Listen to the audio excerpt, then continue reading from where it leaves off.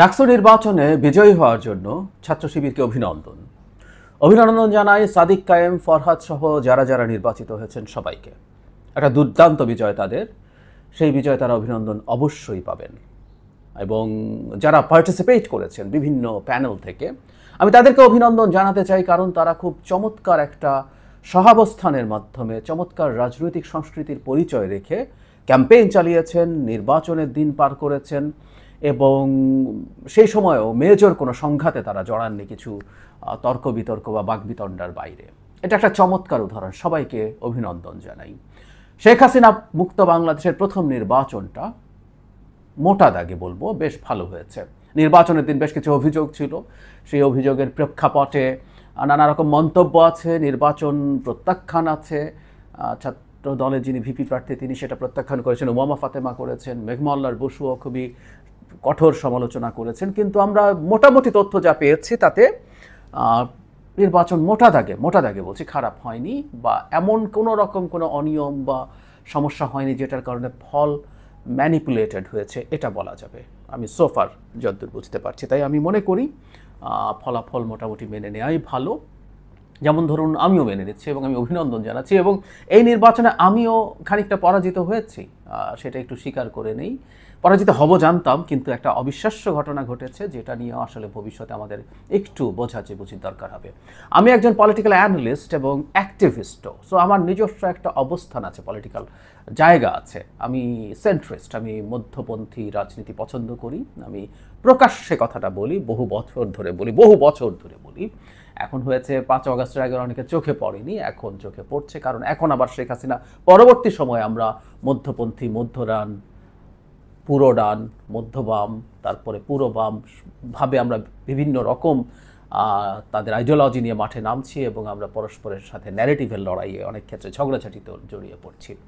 তো যেহেতু আমি একজন অ্যাক্টিভিস্টও, আমার একটা স্পষ্ট অবস্থান ছিল কাকে ভোট দেওয়া যাবে না, ভোট কাকে দেওয়া দরকার আমি সেটা নিয়ে কিছু বলি না। আমি বলেছি চোখ বন্ধ করে যে কাউকে দেয়া যেতে পারে এক্সেপ্ট ছাত্র শিবির, আমি সেটা নিয়ে কথা বলেছি, স্পষ্ট অবস্থান জানিয়েছি। সুতরাং সেই প্রেক্ষাপটে আমার এক ধরনের পরাজয় তো হয়েছেই এই নির্বাচনে, সেই পরাজয় আমি অ্যাকসেপ্ট করছি। এবং পরাজয় একটা ফেয়ার গেমে যখন পরাজিত কেউ হন, সেই পরাজয়ের কোনো সমস্যা নেই। এবং পরাজিত হলেও যে কোনো গেমে আমি পরাজিত হতে পারি জেনেও কখনো কখনো আমরা সেই লড়াইটা করতে চাই। সেটা কেন করতে চাই আমি আবারও সেই কথাটা বলবো। কিন্তু ছাত্র শিবির যে জিততে যাচ্ছে, আমি 2টো ভিডিও করেছি। প্রথম ভিডিওতে বলেছি আমার নিজের এরকম একটা প্রেডিকশন ছিল, আমার একজন যে অ্যানালিস্টের যে চিন্তা, যে অ্যানালিসিস, তাতে মনে হয়েছে। আর কারণটা খুব সোজা, ওখানে বলেছি টিভি টকশোগুলোতে অনেকগুলো টকশো হয়েছে ডাকসু নিয়ে, প্রত্যেকটাতে বলেছি যে শিবিরের যে ভোট ব্যাংক আছে সেটা ফিক্সড আছে, কিন্তু নন শিবির যে ভোট ব্যাংক তার মধ্যে অনেকগুলো প্যানেল আছে, তাদের মধ্যে ভোটের পরস্পরে ভোটের মধ্যে কাটাকাটি করে তারা শিবির শেষ পর্যন্ত জিতে যাবে, এই সম্ভাবনাই সবচেয়ে বেশি ছিল। সেটা নিয়ে প্রচুর কথাবার্তা হয়েছে।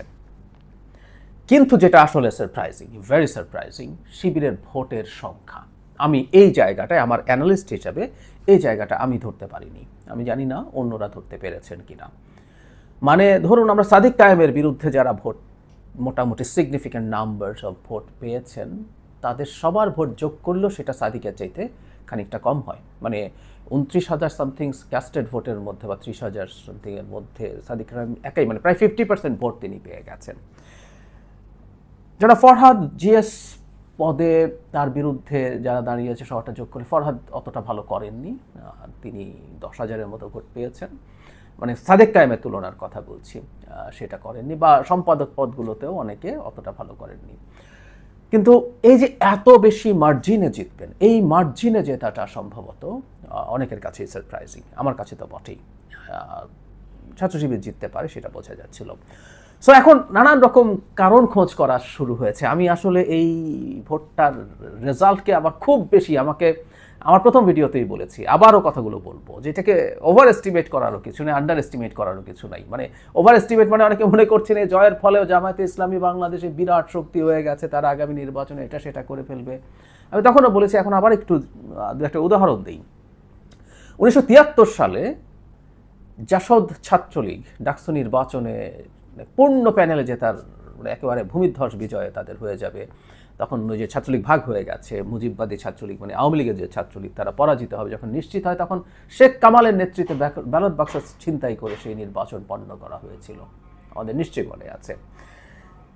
সেই নির্বাচনে পরবর্তীতে জাতীয় নির্বাচন যখন হয়, এখন জাসদ ছাত্রলীগের যে নেতা মানে দল জাসদ কেমন করতো, জাসদ তখন মারাত্মক হাইপ শিক্ষা প্রতিষ্ঠানগুলোতে, মারাত্মক হাইপ, সব শিক্ষা প্রতিষ্ঠানে জাসদ জিতে যাচ্ছে। আমি জাসদের সর্বোচ্চ নেতাদের সাথে কথা বলে দেখেছি, ইনফ্যাক্ট 73 সালের নির্বাচনটা মুজিব রিগ করেছিলেন, মানে এইটুকু উনি সহ্য করেন না, উনি এতই স্বৈরাচারী মানুষ ছিলেন। তো যাই হোক, আমি জিজ্ঞেস করেছিলাম সর্বোচ্চ কতটা সিট তারা জিততে পারেন, আমি তাদের আশা কেমন ছিল, তাদের কাছ থেকে শুনেছি যে তারা সর্বোচ্চ 15টা সিট জিততে পারেন, এরকমই তাদের এক্সপেকটেশন ছিল নেশন ওয়াইড। তো সারা দেশে শুধু ডাকসু না, সব শিক্ষা প্রতিষ্ঠানে একচ্ছত্রভাবে জনপ্রিয় জাসদ ছাত্রলীগ তার মাদার অর্গানাইজেশন জাতীয় নির্বাচনে এই করতে পারত। আমি সাম্প্রতিক একটা উদাহরণ দিই। 2018 সালের নির্বাচনে গণ অধিকার পরিষদ 2টো পদ পেয়েছিল, দেওয়া হয়েছিল, ভিপিতে নুরুল হক নূর এবং সমাজ কল্যাণ সম্পাদক আক্তার হয়েছিলেন। আমরা ধরে নেই যদি এর পরপরই একটা জাতীয় নির্বাচন হতো, আমরা এটা নিশ্চিত জানি যে ডাকসু নির্বাচনটা যদি ফেয়ার হতো, ছাত্রলীগ কোনো পদেই জিতত না। কিন্তু গণ অধিকার পরিষদ যদি তখনই থাকতো, তখনই তৈরি হতো একটা জাতীয় নির্বাচনে যেত এবং ফেয়ার নির্বাচন যদি হতো, গণ অধিকার পরিষদ কেমন করতো আমরা বুঝতে পারি। তারপরে লেট 70s মাহমুদুর রহমান মান্না তাদের প্যানেল যখন জয়লাভ করে, সেই প্যানেলে মানে আওয়ামী লীগের জনাব ওবায়দুল কাদের তার সাথে হেরে যান। তিনি একবার জাসদ থেকে একবার বাসদ থেকে যেতেন। তো এখন জাতীয় নির্বাচন ফেয়ার হলে সেই নির্বাচনে তারা কি করতেন? সো আমরা এগুলোকে যাতে ওভার এস্টিমেট না করি, এটা একদিক, কিন্তু আবার আন্ডার এস্টিমেটও করবো না। ঢাকা ইউনিভার্সিটির মতো একটা জায়গায় এতটা মার্জিনে ছাত্র শিবির প্রায় পূর্ণ প্যানেল, অল্প কয়েকটা সম্পাদক ছাড়া প্রায় পূর্ণ, প্রধান 3টা তো বটেই, ভিপিজিএস এবং এজিএস, এর বাইরে জাস্ট কয়েকটা সম্পাদক বাদে আর সবই তারা প্রায় পূর্ণ প্যানেলে জিতে গেছেন। এটা তাদের একটা বড় অর্জন। এখন কারণ খোঁজার চেষ্টা হচ্ছে, এই কারণ খোঁজার জন্য বিএনপিকে অনেকে নানান বুদ্ধি পরামর্শ দিচ্ছেন এবং কিছুদিন আমার মনে হয় এটা চলতেই থাকবে যে বিএনপিকে এখন জামাত বা শিবির টাইপের একটা রাজনীতির করতে হবে, কাছাকাছি একটা রাজনীতি করতে হবে, এরকম আলাপ তোলার চেষ্টা করছেন। তাদের রাজনীতিতে ইসলামের ব্যবহার বাড়াতে হবে, তাদের মুক্তিযুদ্ধের বয়ান আনা যাবে না, এগুলো বলার চেষ্টা করছেন। এবং মজার ব্যাপার, জামাত শিবির সমর্থক লোকজন এসব বলছেন, জামাত শিবিরের জন্য কাজ করা লোকজন এসব বলছেন। আমার কাছে পাল্টা একটা প্রশ্ন আসলে, আমি এগুলো নিয়ে আলাদাভাবে কথা বলতে থাকবো পরবর্তীতে। সেটা হচ্ছে, যদি এটাই হয় তো তাদের উচিত বিএনপিকে এই রাজনীতিতেই থাকতে দেয়া, কারণ বিএনপি যতই রাজনীতি করবে তাহলে জাতীয় পর্যায়েও তারা অনেক ভালো কিছু করে ফেলবে। বিএনপিকে শুধরানোর দরকার কি তাদের? আসলে জামাতের লোকজন, শিবিরের লোকজনই এই ধরনের পরামর্শ বিএনপিকে দিচ্ছেন। আসলে তারা, এটুকু আমি কনফার্ম করছি, তারা বুঝতে পারেন এই আলাপগুলো মাঠে না থাকা উচিত। আমি এটা নিয়ে আবারও বলছি, বিস্তারিত আলোচনা করব। আর যেটা বলছিলাম, যদি এই নির্বাচন জাতীয় নির্বাচনের একটা বিরাট মানে ইন্ডিকেশন দেয় যে জাতীয় নির্বাচন কী হতে যাচ্ছে, তাহলে তো জামায়াতের ইসলামের উচিত হলো এই হাইপ থাকতে থাকতে, যেমন জাহাঙ্গীরনগরে নির্বাচন হতে যাচ্ছে শুনেছি, সেখানেও একই রকম পরিস্থিতি হবে। তো এগুলোর পরপরই খুব দ্রুত নভেম্বর ডিসেম্বরে নির্বাচন চেয়ে ফেলা উচিত, এবং তাদের জয় নিশ্চয়ই এতটাই হবে যে তারা চাইলে লোয়ার হাউসের প্রপোর্শনাল রিপ্রেজেন্টেশনও করে ফেলতে পারবেন। তো যাই হোক, আমরা যাতে এগুলোকে জাতীয় রাজনীতির সাথে না মেলাই, তবে অবশ্যই কারণ খুঁজতে হবে। যেমন যে আলাপটা সামনে এসছে, আসলে আইডেন্টিটি বা তারা প্রচুর ভারত বিরোধী, বাংলাদেশে সবাই ভারত বিরোধী, বিএনপি তো বটেই, সবাই ভারত বিরোধী। এগুলোর বাইরে সম্ভবত গত 1 বছরে স্টুডেন্টদের ওয়েলফেয়ারের জন্য অনেক কাজ করেছে ছাত্র শিবির, এই আলাপ আছে। বিশুদ্ধ পানির ব্যবস্থার কথা আমরা জানি। এছাড়া ব্যক্তিগত পর্যায়ে তারা অসংখ্য ছাত্রের প্রয়োজনে পাশে দাঁড়িয়েছে, ফিনান্সিয়ালি বা নানানভাবে। তো এটাও যদি সত্য হয়ে থাকে, এটা খুঁজে বের করা দরকার। এটাই আসলে আলটিমেটলি বাংলাদেশের ভবিষ্যৎ রাজনীতিকে ডিসাইড করতে যাচ্ছে। এই কথাটা বহুদিন থেকে বলছি। আমি গতকালই নেপালের ঘটনা তুলে বলেছি, ভবিষ্যতে বাংলাদেশের যেই সরকার ক্ষমতায় আসুক না কেন, তাকে মানুষকে সার্ভ করতে হবে, তাকে দুর্নীতি বন্ধ করতে হবে, কমাতে হবে, মানুষের জন্য গভর্নেন্স নিশ্চিত করতে হবে, মানুষকে বেটার সার্ভিস দিতে হবে, না হয় মানুষ আসলে এগুলো কোনো কিছুই নেবে না। তো ছাত্র শিবির তার হলগুলোতে এই ধরনের কর্মকাণ্ডের মাধ্যমে এটা করেছেন কিনা সেটা খুঁজে দেখতে হবে, সেটা নিয়ে ভবিষ্যৎ রাজনীতির দিশা আছে। আর আরেকটা খুব সিগনিফিক্যান্ট আরও দু একটা বিষয় যেগুলো বলে শেষ করি। একটা হচ্ছে নারীরা ছাত্র শিবিরকে খুব বেশি ভোট দেবে না, এরকম একটা পারসেপশন আছে। কারণ ছাত্র শিবির যারা অন্তত মনে করেন যে তাদের ওপরে কোনো রকম কোনো ধর্মীয় চাপ তৈরি হবে না, এটার জন্য নারীরাই প্রথম এফেক্টেড হতে পারেন। কারণ তারা হিজাব পরবেন কি পরবেন না, তাদের হিজাব না পরাটাকে কীভাবে দেখা হবে, এইগুলো অনেকেই নানানভাবে ভাবতে পারেন। কিন্তু দেখা গেল রোকেয়া হলে অবিশ্বাস্য ভালো রেজাল্ট করেছে ছাত্র শিবিরের প্রার্থীরা। এটাও খুবই সিগনিফিক্যান্ট একটা ব্যাপার, যেটা আমাদের ন্যারেটিভের ক্ষেত্রে খেয়াল রাখতে হবে। আরেকটা আলাপ ছিল, এটা কতটা সত্য জানি না, যে ছাত্রলীগকে বলা হয়েছিল ছাত্র শিবিরকে ভোট দিতে, যাতে ছাত্র শিবিরের ভোট তারা পান। কিন্তু এটাও খুব বেশি ধোপে টেকে না, কারণ ছাত্রলীগের অনেক ভোট থাকার কথা জগন্নাথ হলে সাদিক কায়েমকে দেখেছি খুবই খারাপ রেজাল্ট করেছেন। ফাইনালি এনসিপির ছাত্র সংগঠন বাগসাস যেটা, তারা খুবই খারাপ রেজাল্ট করেছে। এটা আসলে মানে ওরা জাতীয় পর্যায়ে ভালো করবে না, কিন্তু কথা ছিল তারা শিক্ষা প্রতিষ্ঠানে ভালো করার কথা ছিল।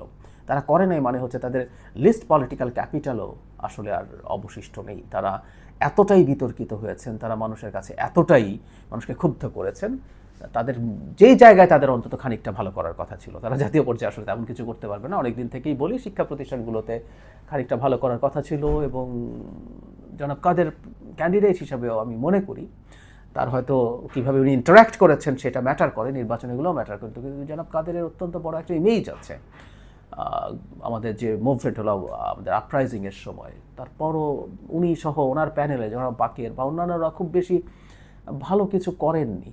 এটা একটা বিরাট ইন্ডিকেটর হয়ে থাকবে। এই জিনিসগুলো মোটা দাগে। আর যে বলছি যে রাজনীতির গতি প্রকৃতি ঠিক করে দিল কিনা, বিএনপিকে ডানে চলে যেতে হবে কিনা, এটুকু আপাতত বলে রাখি। ডানে যদি যাই বিএনপি, আমি বিস্তারিত কথা বলবো, তাহলে জনগণ ডান যদি বাঁচতে হয় তাহলে জামাতকেই বাঁচবে, বিএনপিকে বাঁচবে না। ইনফ্যাক্ট লোকজন এটাই চাইছে, জামাতিরা এটাই চাইছে যে বিএনপি এই কাজটা যেন করে, এটাতে তাদের সুবিধা হয়। আর আবারও ছাত্র শিবির এবং তার প্রার্থীদেরকে অভিনন্দন জানাই। তাদের বিরুদ্ধে আমার পলিটিক্যাল অ্যাক্টিভিজম, পলিটিক্যাল লড়াই চলবে। আমরা এটাই চেয়েছিলাম, এটাই বারবার বলার চেষ্টা করেছি। আমরা কোনো রাজনীতিকে পরাস্ত করতে চাইতে পারি, কিন্তু সেটা রাজনীতির মাধ্যমে। জামাত শিবিরের বিরুদ্ধে যে অন্যায় অবিচার আওয়ামী লীগের সময় হয়েছে সেটার প্রতিবাদ করেছি, তার রাজনীতির অধিকারের জন্য লড়াই করেছি। ঠিক একইভাবে আমারও রাজনৈতিক অধিকার আছে কোনো রাজনীতির বিরুদ্ধে যুক্তি দিয়ে, তর্ক দিয়ে, ন্যারেটিভ দিয়ে লড়াই করা। আরেকটা কথা বলে ফাইনালি বলবো, পরাজিত হওয়া মানে বা কোনো ভোটে কেউ একজন অনেক বেশি জিতে যাওয়া মানে অনেক বড় ব্যাপার না। ভারতে মোদি জেতে, ভারতে গুজরাটের কসাই মোদি জেতে এবং বিপুল ভোটে জেতে। এই নির্বাচনে, আগের নির্বাচনে তারা একাই বিরাট বিরাট জয় পেয়েছিল। এখনও খুবই জনপ্রিয় মানুষ মোদি, অমিত শাহরা। যোগী আদিত্যনাথ বিরাট বিজয় পায় উত্তরপ্রদেশে। সুতরাং জিতে গেলে তার জেতা মানুষের মতোই রাজনীতি করতে হবে, এটা মনে করি না। বিস্তারিত আবার কথা বলব।